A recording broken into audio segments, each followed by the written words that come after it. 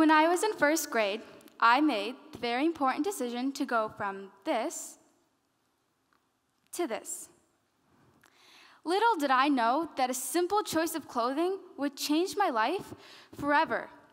It was the start of weird looks and lots of "are you bald?" questions. As we all know, first graders can be a little too judgy. At the time, I felt different, and not in a good way. This was due to the constant judging and teasing. Making quick judgments is natural, but what we do with those judgments can have a big impact on whether someone gets a job or not, gets a good rental, or gets a fair paycheck. It can even determine whether two people become friends.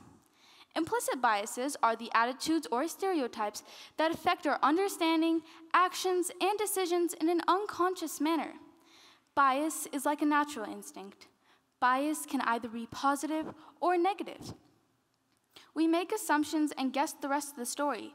However, when we act on that bias, it can lead to discrimination.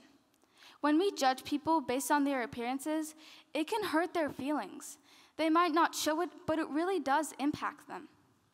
If we can become aware of our biases, then we can develop curiosity and get to know people for who they are.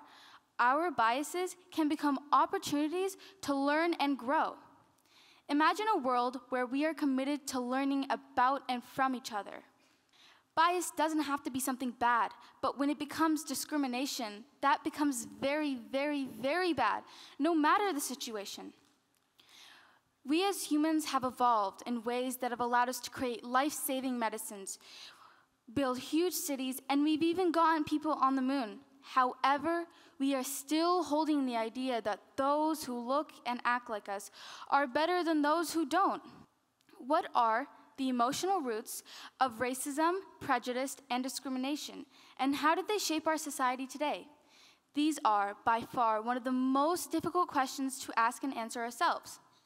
When we are asked about our own bias, we don't always know, or we don't always give the honest answer. Do you think that men are better than women? Do you think that Muslims are more violent than Christians? This is all why the implicit association test, or the IAT, exists. It's a timed categorization test testing your implicit attitudes and biases in all sorts of categories. In fact, you can easily take this test yourself at implicit.harvard.edu.com. Come on, people. We created the internet. We can interrupt our quick judgments, explore our biases, learn, and grow.